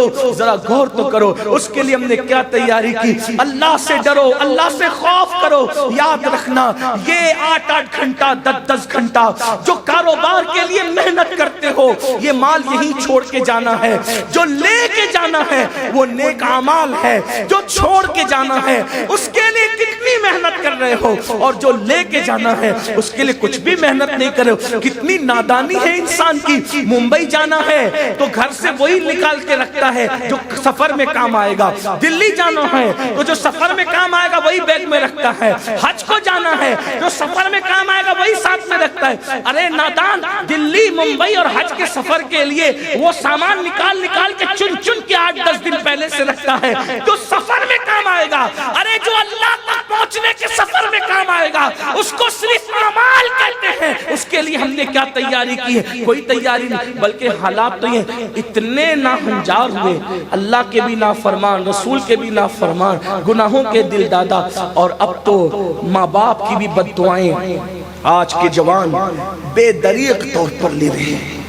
اور سمجھایا جاتا ہے تو لوگ ہنستے ہیں, اے ماں باپ کیا یہ بڈھے لوگ, ان کو کیا, ان کی کیا ہے. میرے عزیز, ہم لوگ بار بار لوگوں کو کہتے ہیں ماں باپ جن سے راضی انہی سے اللہ راضی. یہ بات یاد رکھنا. اور جن سے ماں باپ ناراض ہے اللہ ان سے راضی. اللہ کو ایک کام اتنا پسند ہے, اتنا پسند کہ اگر وہ کام کوئی کر لے تو اللہ اس کا سب گناہ معاف کر دیتا ہے, ہر گناہ اس کے معاف کر دیتا ہے. وہ ہے اللہ کی راہ میں جان دینا, جس کو کہتے ہیں شہید ہو جانا. شہید کا پہلا قطرہ زمین پہ گرتا ہے اور اللہ اس کو سب معاف کر دیتا ہے, اس کا ہر گناہ معاف کر دیتا ہے, جو بھی کچھ کیا اس نے سب معاف. اور شہید کی روح کو سبز پرندوں کے قالب میں ڈال کر جنت میں داخل کر دیا جاتا ہے. وہ جنت میں جہاں چاہتے اڑتے پھرتے رہتے ہیں. یہ شہید لوگ. اور قرآن ان کے بارے میں کہتا ہے کہ وہ ان کو مردہ مت کہو. پھر منہ سے بڑی بات کہتا ہے کہ ان کو مردہ گمان بھی مت کرو. یہ شہید ہے. ہر شہید جو اللہ کی راہ میں مارا جائے, جو اللہ کی راہ میں مارا جائے اس کو مردہ مت کرو. ایک بات بتاؤں, عالم کے انتقال کے بعد اگر اس کو کوئی مردہ کہے, کیا کہے, مردہ, تو زیادہ سے زیادہ کوئی اس کو فاسق کہہ سکتا ہے. ٹھیک, ولی کی مثال کے بعد کوئی ولی کو مردہ کہے تو کوئی اس کو زیادہ سے زیادہ گمراہ کہہ سکتا ہے, اس کا عقیدہ گمراہی کہتا ہے نا. لیکن شہید ایک عام آدمی, تھیلا چلاتا تھا, کسان تھا, کھیت میں کام کرتا, لیکن وہ شہید ہو گیا اللہ کی راہ میں. اب اس کو کوئی اگر مردہ کہے گا تو مفتیان کرام کہیں گے کہ یہ کافر ہو گیا, کیونکہ یہ قرآن کا منکر ہو. وہ کسان تھا بھائیو, بلکہ بڑھ کے اس کو وضو غسل بھی نہیں آتا تھا, لیکن صرف اللہ کی راہ میں شہید ہو گیا مسلمان ہونے کی بنیاد پہ. تو قرآن کہہ رہا ہے اس کو مردہ مت کہو, وہ زندہ ہے. اس کو مردہ گمان بھی مت کرو, وہ زندہ ہے. اس کا عمل نہیں دیکھا جا رہا ہے, بلکہ شہید ہونے نے اس کو اتنا بلند مرتبہ عطا کر دیا. بات سمجھ میں آئی میری آپ کی؟ یہ شہید ہے, شہید کہ کوئی عمل اس کو نقصان نہیں پہنچاتا اگر وہ شہید ہو جاتا ہے، اس کا ٹھکانہ جنت ہے، کیونکہ مسلمان ہی شہید ہوتا ہے۔ مومن ہی کو ہم شہید کہتے ہیں، غیر مومن کو شہید ہم کہہ بھی نہیں سکتے، مومن صرف شہید ہے، اور جو شہید ہے انشاءاللہ وہ جنتی ہے، وہ مردہ بھی اس کو نہیں کہہ سکتے۔ مگر اب سن لو اور کان کھول کر کے سن لو، فلمیں دیکھ کر، سیریل دیکھ کر، ناول پڑھ کے، دنیا کے اس مکر اور مکرو چہرے سے متاثر ہو کر ماں باپ کو بڑھاپے میں صدمے دینے والوں، ماں باپ کے ساتھ بغاوت کرنے والوں، ماں باپ کے ساتھ غداریاں کرنے والوں، ماں باپ کو گالیاں دینے والوں، آنکھیں نکال نکال کر ماں باپ کو دیکھنے والوں، ماں باپ کو دکھ دینے والوں، ماں باپ کو گھروں سے نکال کر کبھی بہنوں کے یہاں کبھی بھائیوں کے یہاں پہنچانے والوں، ماں باپ کو چھوڑ کر سسرال میں گھر بسانے والوں، ماں باپ سے خرچہ روک کر مسجد مدرسوں میں اور نیک کام میں چندے دینے والوں، غور سے سن لو اور کان کھول کر کے سن لو، کچھ یاد رہے نہ یاد رہے، گفتگو کا یہ حصہ ضرور یاد رکھنا۔ اللہ کے رسول صادق و مصدوق مصطفیٰ جان رحمت صلی اللہ علیہ وآلہ وسلم فرماتے ہیں، اگر کوئی بندہ شہید بھی ہو جائے اور ماں باپ اس سے ناراض ہو یا دونوں میں سے کوئی ایک ہی ناراض ہو تو بھی شہادت کے بعد بھی اس کو جنت نہیں مل سکتی۔ اللہ، شہید ہو کر بھی وہ جنت میں نہیں جا سکتا۔ یہ ماں باپ شہید ہو کر بھی جنت نہیں ملے گی اگر ماں باپ ناراض ہیں۔ اور آج تو لڑکے اور لڑکیاں ماں باپ کو ناراض کر کے شادیاں کرتے ہیں، پسند کی شادی، پسند کی شادی، پسند کی، اتنا بھوت سمارے پسند۔ میں نے کہا ماں باپ کب منع کرتے ہیں؟ ہمارے یہاں تو ہے ہی پسند کی شادی، بس اتنا ہے کہ پہلے ماں باپ پسند کر لیں بعد میں تم پسند کر لیں۔ میرے بھائی اگر ماں باپ روک دیں، ماں باپ روک دے تو کعبے کی زیارت کے لیے نہیں جا سکتے۔ ارے ماں باپ روک دے تو رکنے والا تو نبی کی زیارت سے بھی رک گیا۔ ماں کے روکنے پہ رکنے والا نبی کی زیارت سے رک گیا، لیکن کسی نے اس کو تان نہیں کیا کہ اویس اتنا بڑا عاشق تھا، ارے نبی کی زیارت سے تو رک گیا، گمنام ہو گیا، مرتبہ کم ہو گیا، یہ ہو گیا، وہ ہو گیا، وہ ہو گیا۔ نہیں، ماں کے کہنے پہ نبی کی زیارت سے رکے ہیں تو خدا نے ماں سے وفا کی وجہ سے وہ مقام عطا کیا ہے کہ سب نبی سے دعا کروا رہے ہیں، اور نبی صحابہ کو بھیج کر ویسے کرنے سے امت کے لیے دعا کر۔ سبحان اللہ، سبحان اللہ، سبحان اللہ۔ یہ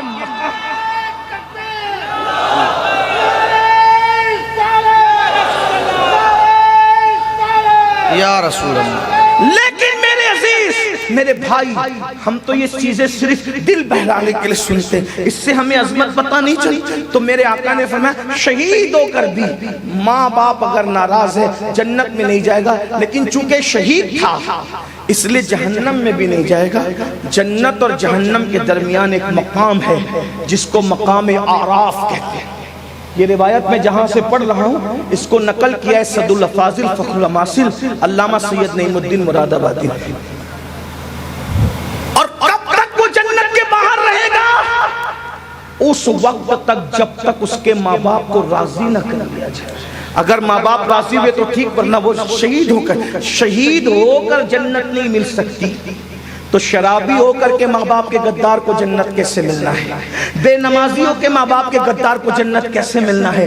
میرے بھائیوں، یہ دنیا ہے، یہ دنیا چند دن کی ہے، اس دنیا سے کوچ کرنا ہے، اس دنیا سے رخصت کرنا ہے، اس لیے اپنے ماں باپ کی قدر جانو۔ میں لوگوں سے یہ کہتا رہا کہ کسی کا خوبصورت چہرہ دیکھ کر بھی وہ ثواب نہیں ملتا جو ماں باپ کے جھری پڑے ہوئے چہروں کو دیکھ کر کے ملتا ہے۔ لوگ سال میں ایک بار حج کرتے ہیں، ماں باپ والوں تم اتنے خوش نصیب ہو کہ ایک بار ایک دن میں اگر 100 مرتبہ ماں باپ کی زیارت کرو تو اللہ تمہیں ایک دن میں 100 مقبول حج کا ثواب بہا رہا ہے۔ لیکن یہ بات بھی کہوں، شارحین حدیث نے، میں اپنی بات اب سمیٹنے لگا ہوں بلکہ ختم ہی کر دوں گا، خاص بات، جب یہ جلسے میں یہ بات کہتے ہیں نا مولانا لوگ اور خطبہ لوگ کہ بھئی جو ماں باپ کا چہرہ دیکھے اس کو کیا ملتا ہے؟ مقبول حج کا ثواب۔ لیکن پھر اس میں سب سمجھتے ہیں کہ میں تو ماں باپ کو خرچہ نہیں دوں گا دوا کھانے کا، گالیاں بھی دوں گا، مسجد کے زینے پہ بٹھا کے بھیک بھی منگواؤں گا، اور گھر جا کے جلسے کے بعد ماں کو دیکھوں گا مسکرا کے منافقانہ انداز میں، جیسے ایئر ہوسٹس مسکراتے ہیں اس طرح، اور مجھے مقبول حج کا ثواب مل جائے گا۔ یہ آرٹیفیشل مسکراہٹ سے، ماں باپ کو دیکھنے سے کوئی ثواب نہیں ملتا۔ میں بڑی ذمہ داری سے یہاں بات کر رہا ہوں، علماء میرے پشت پہ موجود ہے، مفتیان کرام موجود ہیں۔ ایک بات آپ کو کہوں، جب انسان کسی کو وہ مقام دے ہی نہ جو اس کا مقام ہو تو اس کا فائدہ نہیں ملتا۔ تھوڑی مشکل ہو گئی نا، بات آسان کرتا ہوں۔ اگر نبی کو دیکھو تو آدمی کیا بنتا ہے؟ اگر کچھ یاد ہو تو بول دیں۔ نبی پاک کو دیکھ کے کیا بنتا ہے؟ مل کے بولیں۔ تو ابو جہل کیوں صحابی نہیں ہے؟ ابو جہل کیوں صحابی نہیں؟ اس لیے کہ وہ نبی کو نبی مانتا ہی نہیں تھا۔ جو نبی کو نبی کا درجہ نہ دے تو نبی کو دیکھنا اس کو فائدہ نہیں دے سکتا۔ توجہ، جو نبی کو نبی کا درجہ نہ دے، نبی کو دیکھنا اس کو فائدہ نہیں دے سکتا۔ دوسری بات، رمضان شریف میں اگر کوئی کافر مرے تو کیا جنت میں جا سکتا ہے؟ مومن مرے گا رمضان شریف میں تو جنت ہے۔ کافر رمضان شریف میں مرا تو جنوری میں مرنا اور رمضان شریف میں مرنا اس کے لیے برابر ہے، کیونکہ اس نے رمضان شریف کو کبھی رمضان شریف مانا ہی نہیں۔ تو جس نے رمضان شریف کو رمضان شریف کا درجہ نہیں دیا، اس کو رمضان شریف کی برکت نہیں مل سکتی۔ نبی کو نبی کے درجے پہ نہیں مانا تو اس کو وہ مقام مل سکتا ہے؟ نہیں مل سکتا۔ ابو جہل کو ملا، ابو لہب کو ملا، عتبہ کو ملا، شیبہ کو ملا۔ ارے بھائی، جب نبی کے مقام کو نبی سمجھ کر کے اس نے نہیں دیکھا، وہ مقام نہیں دیا، تو نبی کو دیکھنا اس کو فائدہ نہیں پہنچایا۔ تو جو اپنے ماں باپ کو ماں باپ کا درجہ دیتے ہی نہیں ہیں تو ماں باپ کو دیکھنا ان کو کیا فائدہ پہنچا سکتا ہے؟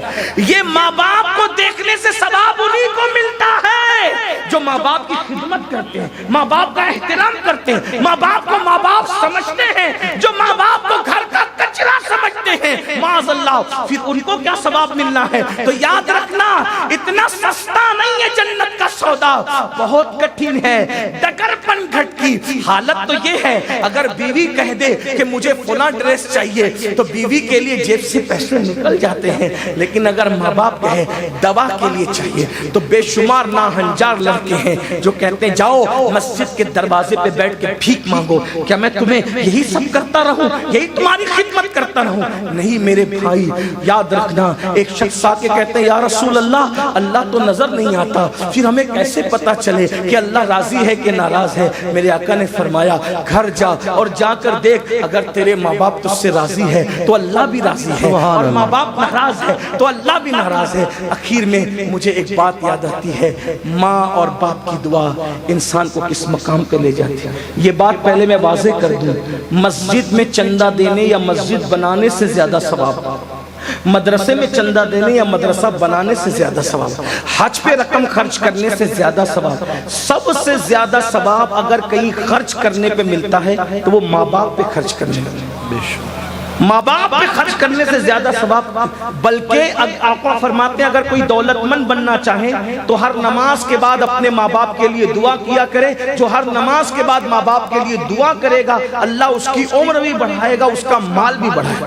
صرف ان کے لیے دعا کر دو تو یہ ہے، اللہ اکبر، ان کی خدمت کرو تو کیا نہیں، خدمت کرو۔ اچھا کچھ لوگ یہاں بیٹھ کر کے ابھی پھول رہے ہوں گے کہ میں تو خدمت کرتا ہوں نا حضرت، تو کیا خدمت کرتے ہیں بھائی؟ کیا خدمت؟ روٹی دے دی، کپڑا دے دیا، مکان دے دیا، میں خدمت کرتا ہوں۔ بڑی معذرت کے ساتھ میں تھوڑا صوفیہ کے نقش قدم پہ چل کر، چشتیوں کے نقش قدم پہ چل کے تھوڑی نرم گفتگو کرنے کا عادی ہوں۔ ایک بات آپ کو کہوں، ایک بات آپ کو، اگر اپنے ماں باپ کو روٹی کپڑا مکان دیتے ہو تو لوگ یہ تو کتوں کو بھی دے دیتے ہیں۔ روٹی تو دروازے پہ پڑے ہوئے کتے کو بھی لوگ دیتے، روٹی کپڑا تو دروازے پہ بیٹھے ہوئے فقیر کو بھی دے دیتے، بھیک منگو کو بھی دے دیتے۔ تو ماں باپ کی خدمت کا مطلب کیا ہے؟ یہی تو سب سے بڑا رونا ہے کہ ہم نے دین ہی نہیں سیکھا، نہ اللہ کی شان سمجھے، نہ رسول کی شان سمجھے، نہ صحابہ کی سمجھے، نہ اہل البیت کی سمجھے، نہ ماں باپ کی سمجھے، نہ بھائیوں کی سمجھے، نہ بیوی کی سمجھے، کچھ نہیں سیکھا۔ بس سیکھا تو صرف دوسروں کا معاملہ دیکھنا، دوسروں کے معاملات پہ نظر رکھنا یہ سیکھا، گناہ کرنا سیکھا، جرائم کرنا سیکھا، غفلت سیکھا۔ سنو ماں باپ کی خدمت کیسے کی جاتی ہے اس کو سمجھو اور بات پوری ہوتی ہے۔ میرے امام اور ہم سب کے امام سیدی اعلیٰ حضرت امام احمد رضا خان محدث بریلوی ماں باپ کی عظمت بیان کرتے ہوئے کہتے ہیں کہ ماں باپ سے گفتگو کا طریقہ یہ ہے کہ پہلے ان سے اجازت لو پھر بات کیا کرو، بغیر اجازت تم اپنے ماں باپ سے بات نہیں کر سکتے۔ اب ہاتھ مت اٹھانا، کسی کو رسوا کرنا مقصود نہیں ہے۔ کتنے لوگ ہیں جو اس طور پہ ماں باپ سے بات کرتے ہیں کہ پہلے اجازت لیں پھر بات کریں؟ کوئی نہیں۔ کچھ تو ایسے ہوں گے کہ جن کو معلوم بھی نہیں ہوگی، کیونکہ ہم نے مسلک اعلیٰ حضرت کا مطلب صرف ایک نقطہ سمجھا کہ اعلیٰ حضرت نے گستاخ رسول کو کافر کا، بس یہی اعلیٰ حضرت ہے۔ اعلیٰ حضرت نے بالکل کہا، لیکن اعلیٰ حضرت نے اور بھی چیزیں دکھائی جو ہمیں پتہ ہی نہیں، کیونکہ مسلک اعلیٰ صرف 1 پوائنٹ 2 پوائنٹ 3 پوائنٹ کا نام نہیں، انہوں نے جو باتیں پیش کی سب سناکوں پہ، لیکن انہوں نے یہ بھی بتایا کہ ماں باپ سے بات کرنے سے پہلے اجازت لو۔ یہ جتنے نعرہ لگاتے کون ہے اس میں بتاؤ جس پہ عمل کرتے؟ اس کا مطلب ہمیں پورا مسلک اعلیٰ حضرت بھی نہیں پتا ہے۔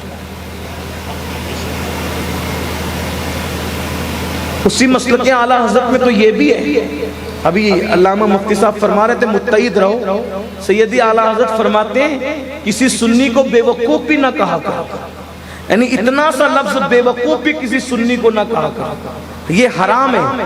اور کسی نے کہا حرام وہ کیسے ہو سکتا ہے، بے وقوف تو کوئی بھی کسی کو کہہ دیتا ہے، لیکن تو کہا کہ جب تم سنی کو بے وقوف کہتے ہو تو اس کا دل دکھتا ہے، اور جب اس کا دل دکھتا ہے تو میرے آقا نے ارشاد فرمایا من آذا مسلمن فقد آذانی، کہ جس نے کسی مسلمان کا دل دکھایا اس نے مجھ محمد کا دل دکھایا۔ تو تم بے وقوف اس عاشق رسول کو کہتے ہو اور اس کا دل دکھاتے ہو، تو ادھر مدینے والے مصطفیٰ جان رحمت کا دل دکھتا ہے۔ یہ مسلک ہے میرے امام کا۔ میں کہتا ہوں اگر واقعی مسلک اعلیٰ حضرت پر عمل ہو جائے، جب بے وقوف بھی کہنے کی ہمت نہیں کرو گے تو ایک دوسرے پہ کیس کیوں کرو گے، ایک دوسرے کو مار پیٹ کیوں کرو گے، ایک دوسرے پہ ڈنڈے کیوں برساؤ؟ اور یہ جو مسلک اعلیٰ حضرت ہے، اعلیٰ حضرت نے کوئی گھر سے بات نہیں پیش کی، دیکھو کتنی بڑی دلیل پیش کر دی حدیث سے، من آذا مسلمن فقد آذانی، جس نے کسی مومن کو اذیت پہنچائی اس نے محمد رسول اللہ کا دل دکھایا، ان کو اذیت پہنچائی۔ کتنا محتاط رہنے کی ضرورت ہے۔ اب بتاؤ جب آپ مسلمان کا دل دکھانا نبی کا دل دکھانے کے برابر ہے تو جو ماں باپ کا دل دکھا رہے ان کا انجام کیا ہوگا؟ یہ بھی آیا ہے روایتوں میں، جنہوں نے ماں باپ کا دل دکھایا ڈر ہے کہ مریں گے تو کافر ہو کے مریں گے، ان کا خاتمہ کفروں پہ ہوگا، یہ خوف ہے، یہ ڈر ہے۔ اللہ کے بندو لرز جاؤ، کانپ جاؤ اور اپنے ماں باپ کے ساتھ بدسلوکی نہ کرو۔ تو امام لکھتے ہیں کہ پہلے اجازت لو، اور اجازت جب دے دے ماں باپ تو بھی ایسے ان سے بات کرو جیسے کوئی غلام اپنے آقا سے بات کرتا ہے، یہ طریقہ ہے۔ بلکہ ماں باپ کو اگر خرچہ اور نظر بھی دو تو اپنا ہاتھ اوپر مت رکھو، ہمارے بزرگوں نے فرمایا اپنا ہاتھ نیچے رکھ کے ماں باپ کو نظر دیا کرو تاکہ ان کا ہاتھ ہمارے ہاتھ سے نیچے نہ ہونے پائے۔ یہ ہے ہمیں طریقہ سکھایا۔ بلکہ سیدی اعلیٰ حضرتی کی ایک بات بتاؤں، جتنا ورثے میں ملا تھا مال، اپنے باپ کے ورثے سے جتنا مال ملا تھا، وہ لوگ غریب لوگ نہیں تھے، خاندانی رئیس لوگ، اعلیٰ حضرت کا گھرانہ خاندانی رئیس تھا، اور یہ لوگ جو ہے وہ زمیندار جاگیردار لوگ تھے۔ ہندوستان آئے تھے افغان سے تو بھی وہ بادشاہوں کے یہیں آئے تھے، اور کوئی 5000 کوئی 6000 اور اسی طریقے سے کوئی جو ہے وہ اتنے ہزار اور اتنے ہزار پر حاکم جو ہے وہ مقرر تھا، اور بڑی بڑی جاگیریں تھی۔ تو دادا کی جاگیر سے پر دادا کی جاگیر سے وہ نسلن بعد نسلن بہت ملا تھا، جتنا ملا تھا سب ماں کے پاس لے جا کے رکھ دیا کہ امی یہ سب آپ کا ہے۔ کاغذ بھی اگر خریدنا ہوتا کتاب لکھنے کے لیے تو ماں سے لے کر، قلم بھی خریدنا ہوتا ماں سے لے، ماں سے رکھا، اپنے پاس کچھ نہیں رکھا، سب ماں کو حوالے۔ اور آج تو کس کے پاس کتنی زمین ہے ماں کو بتاتے اس لیے نہیں کہ ماں کو پتا چل جائے گا کہ دوسرے بھائیوں کو دینا، کتنی رقم ہے ماں کو بتاتے نہیں، باپ کو ماں باپ سے چھپاتے ہیں، یہ حال ہے۔ اور اس کے بعد ہم کہتے ہیں ہم تو دیندار ہیں، ہم تو دین والے ہیں۔ بڑی معذرت کے ساتھ بھائیوں ہمیں دین سیکھنے کی ضرورت ہے۔ میڈ ان انڈیا دین جو اپنے دماغ کے اندر اپنے خط سے بنا رکھا ہے اس کو دل و دماغ سے نکالو، اور جو مصطفیٰ جان رحمت دین لے کر کے آئے تھے اس دین پہ عمل کرو۔ اگر اس دین پہ عمل کرو گے تو انشاءاللہ دنیا بھی کامیاب رہے گی، آخرت بھی کامیاب رہے گی۔ میرا اللہ ارشاد فرماتا ہے یا ایھا الذین آمنوا اتقوا اللہ حق تقاتہ، اے ایمان والو اللہ سے ڈرو کیسے جیسے ڈرنے کا حق ہے۔ اور اللہ سے ڈرنے کا حق کیا ہے؟ حجت الاسلام امام غزالی رحمت اللہ علیہ لکھتے ہیں اللہ سے ڈرنے کا حق یہ ہے کہ جن جن چیزوں سے اللہ نے ہمیں منع کر دیا ان سے رک جاؤ، اور جن چیزوں کو کرنے کا حکم دیا اس پہ عمل کرو۔ اور پھر دوسری بات فرمائی وَلَا تَمُوتُنَّ إِلَّا وَأَنْتُمْ مُسْلِمُونَ، تم نہ مرو مگر اس حال میں کہ تم مسلمان ہو، یعنی اللہ سے ڈرتے رہو، اور جب دنیا سے جاؤ تو ایمان پر جاؤ، یعنی آخری دم تک دین پر قائم رہو، ایمان پر قائم رہو، اسلام پر قائم رہو۔ یاد رکھنا، بس اس پہ گفتگو کرتے کرتے اپنی بات پوری کرتا ہوں، مرو تو ایمان پہ مرو، مرو تو ایمان پہ مرو، یہ ضروری ہے۔ ایک آدمی کروڑوں سال بفرض محال اگر عبادت کرے اور ایمان پہ نہیں مرا وہ جہنم میں جائے، اور ایک آدمی اس نے کوئی بھی نیکی نہیں کی اور ایمان پہ مرا تو انشاءاللہ وہ جنت میں جائے۔ ٹھیک، ایمان پہ مرنا ضروری ہے۔ اور ایک بات آپ کو بتاؤں، ایمان پہ مرنا آسان نہیں۔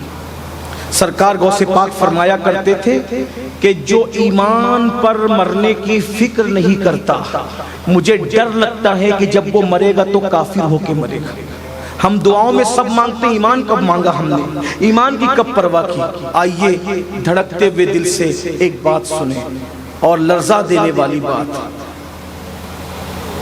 ہماری کتابوں میں لکھا ہے، امام غزالی جیسے بزرگوں نے لکھا ہے کہ ایک بہت بڑا محدث، بہت بڑا عالم، بہت بڑا فقیہ تھا، وہ مرنے سے پہلے پہلے عیسائی ہو کے مرا، مرنے سے پہلے پہلے عیسائی ہو کے مرا۔ جب اس کی بیوی سے پوچھا گیا کہ اتنا بڑا عالم، اتنا بڑا فقیہ، اتنا بڑا مفتی مرنے سے پہلے پہلے عیسائی کیسے ہو گیا؟ تو اس نے کہا میں بہت کچھ تو نہیں جانتی، نیک بھی تھے، نمازی تھے، متقی تھے، پرہیزگار تھے، کوئی عیب نہیں تھا، لیکن جب ان پہ غسل جنابت فرض ہوتا تھا، توجہ کرنا، جب ان پہ غسل جنابت سمجھتے نہ سب لوگ، غسل جنابت فرض ہوتا تھا، یعنی وظیفہ زوجیت ادا کرنے کے بعد جب انسان پہ غسل فرض ہوتا ہے تو اس کو کیا کہتے ہیں؟ غسل جنابت کہتے ہیں۔ اس پہ جب غسل جنابت فرض ہوتا تھا تو وہ ایک جملہ ہمیشہ کہتا تھا کہ یار ہمارے اسلام میں تو غسل کرنا فرض کر دیا گیا، عیسائیوں کے یہاں کتنا اچھا ہے کہ ان کے یہاں جنابت کے بعد غسل نہیں ہے۔ یعنی ایسا نہیں کہ وہ غسل نہیں کرتا تھا، بہت توجہ سے اپنی آخرت کو قبر میں نگاہوں میں بسا کے، اللہ کی بارگاہ میں حاضر ہونے کا تصور نگاہوں میں بسا کر کے ذرا سوچو، وہ غسل کرتا تھا، ایسا نہیں کہ غسل نہیں کرتا، غسل کرتا تھا، لیکن ایک جملہ کہتا تھا کہ ہمیں تو غسل کرنا پڑتا ہے، کتنا اچھا ہے کہ وہاں غسل نہیں ہے، عیسائیوں کے یہاں غسل نہیں ہے۔ یعنی عیسائیوں کے مذہب پر وہ عمل نہیں کرتا تھا، صرف عیسائیوں کے مذہب کو ایک معاملے میں پسند کرتا تھا، صرف پسند کرتا تھا، پسند کرتا تھا، عمل نہیں کرتا تھا، صرف پسند کرتا تھا کہ ان کے یہاں غسل نہیں ہے، وہ کام اچھا ہے۔ وہ بھی پورے مذہب کو پسند نہیں کرتا تھا، مذہب کی ایک بات کو پسند کرتا تھا جو اسلام کے خلاف تھی۔ تو اتنا بڑا محدث، مفتی، فقیہ مرا تو کافر ہو کے مرا، صرف ایک بات پسند کر، عیسائیوں کی ایک بات پسند کرنے کی بنیاد پہ کافر ہو کے مرا۔ بھائیو ہم عیسائی، یہودی اور مشرکوں کی باتوں کو پسند نہیں کرنے، عمل کر، وہ صرف پسند کر لے تو اتنا بڑا نمازی اور نیک ہو کے بھی کافر ہو کر کے مرے۔ اور ہم تو ان کی چیزوں پہ عمل، یہ داڑھی کٹوا کر جو گٹروں میں پھینک رہے ہو، کس مسلمان نے کیا؟ آج آپ مسلمانوں کو سب کہہ دیجئے، پھر داڑھی رکھنے کے لیے کہیے، کوئی ٹس مس نہیں ہوتا الا ماشاء اللہ۔ حالانکہ الحمدللہ ہم لوگوں نے تو جس کو بھی کہا اس نے رکھا، لیکن ایک بات کہنے کی ہے، داڑھی رکھوں گا تو کیسے لگوں؟ کون مسلمان ہے مجھے بتاؤ کہ کس نے داڑھی کٹوائی ہو؟ آج سے 200 سال پہلے تک کے لائیے فہرست بنائیے۔ بلکہ سلطان صلاح الدین ایوبی سے ملنے کے لیے جب انگریز ان کے گھر آئے تو انہوں نے جب وہ بٹھایا تو صلاح الدین ایوبی کا بیٹا انگریزوں کو دیکھ کے ڈرنے لگے، تو انگریز نے تانا دیا کہ شیر کا بیٹا ایسا ڈرپوک، صلاح الدین مستقبل تیرا تابناک نہیں ہے، تو بڑا بہادر تھا، تیرا بیٹا ایسے کیسے نکلا؟ یہ خون کا اثر نہیں آیا؟ صلاح الدین نے کہا اسی سے پوچھ لو ڈرا کیوں؟ اسی سے پوچھ لو ڈرا کیوں؟ ڈرنے کی وجہ کیا؟ تو بچے کو جب باپ نے کہا بیٹا تم تو بہادر باپ کے بیٹو، تم ان سے کیسے ڈر گئے؟ تو کہا ابا میں نے جو مرد دیکھا داڑھی والا دیکھا، آج اس لیے پہلی نظر میں ڈر گیا کہ یہ بے داڑھی کے مرد، یہ مخلوق آئی کہاں؟ اور ایک بات یاد، جہاں داڑھی والوں سے بچے ڈرتے ہیں، غور کرنا، داڑھی والوں سے بچے انہی کے گھر کے ڈرتے ہیں جس گھر میں داڑھی والے لوگ رہتے نہیں۔ ہمارے گھر کے بچے کبھی داڑھی والوں سے نہ ڈرے، یہ علماء کے گھر کے بچے۔ اور ایک بات، ہماری فکر کتنی گندی ہے، داڑھی کٹے کوٹ پینٹ والے سے کبھی بچوں کو نہیں کہیں گے یہ آ رہا ہے، یہ آ رہا ہے، اس سے ڈرو، نہیں کہیں۔ ہم اپنے بچوں کس سے ڈراتے ہیں؟ او بابا آ جائے۔ یعنی ایک لوگ فلموں میں داڑھی والوں کو دہشت گرد بعد میں بتا رہے ہیں، ہم نے تو اپنے بچوں کو بچپنے سے بابا دکھا کر کے ڈرایا۔ اس کا مطلب جس کی داڑھی ہے وہ ڈراؤنا ہے، یہ ہم نے فکر بٹھائی۔ تو مجھے بتاؤ میرے بھائیوں، مشرکوں کے طریقے پہ چل رہے ہو، عیسائیوں کے طریقے پہ چل رہے ہو، نصارہ کے طریقے پہ چل رہے ہو، یہودیوں کے طریقے پہ چل رہے ہو، پھر ایمان پہ خاتمے کا کیا؟ اللہ رحم و کرم، داڑیاں کٹا رہے ہو، اس کے بعد پھٹی ہوئی پینڈے، یہ کس کا طریقہ ہے؟ ہمارے مذہب میں تو یہ نہیں، ہمارے مذہب میں تو ہے کہ اگر غریبی کی وجہ سے بھی اگر کپڑا پھٹ جائے تو اس کو پیون لگے، جسم دکھنا نہیں چاہیے، غریبی کی وجہ سے بھی جسم، جو مذہب غریبی میں بھی ننگا ہونے کی اجازت نہ دے، وہ مذہب فیشن کے طور پہ ننگا ہونے کی اجازت کیسے دے سکتے؟ اور آج ہم فیشن کے طور پہ یہ ران دکھ رہی ہے، علماء کے پاس آئیں گے تو رومال رکھ کے بیٹھیں گے، ہاتھ رکھ کے بیٹھیں گے، حضرت ڈانٹ نہ دے، ارے مولوی سے چھپا رہا ہے، کیا مولا سے بھی چھپا لے جائے گا؟ اپنے ہاتھوں پہ رکھ کر کے اپنے ہاتھوں کو رکھے، یہ ران دکھانا حرام ہے، اللہ کے رسول نے لعنت کی ہے۔ بغیر دوپٹے کی عورتیں گھوم رہی، اس کا مذہب ہے۔ سیدہ فاطمہ الزہرا کا تقویٰ تو یہ تھا کہ ان کے سر کے دوپٹے کو کبھی چاند و سورج نے نہیں دیکھا۔ سبحان اللہ، ہماری کیا فکر؟ تو اس لیے ہمیں دین کی طرف آنا ہوگا، ایمان پہ کھا وَلَا تَمُوتُنَّ إِلَّا وَأَنْتُمْ مُسْلِمُونَ، ایمان پہ مرنے کی فکر۔ اللہ پاک کی بارگاہ میں دعا ہے، اللہ پاک سب سے پہلے مجھے آپ سب کو عمل کی توفیق عطا فرمائے۔ گفتگو کے درمیان اگر کوئی غلطی ہوگی اللہ تعالیٰ معاف کرے۔ استغفر اللہ ربی ان ربی لغفور رحیم وما علینا الا البلاغ۔ السلام علیکم۔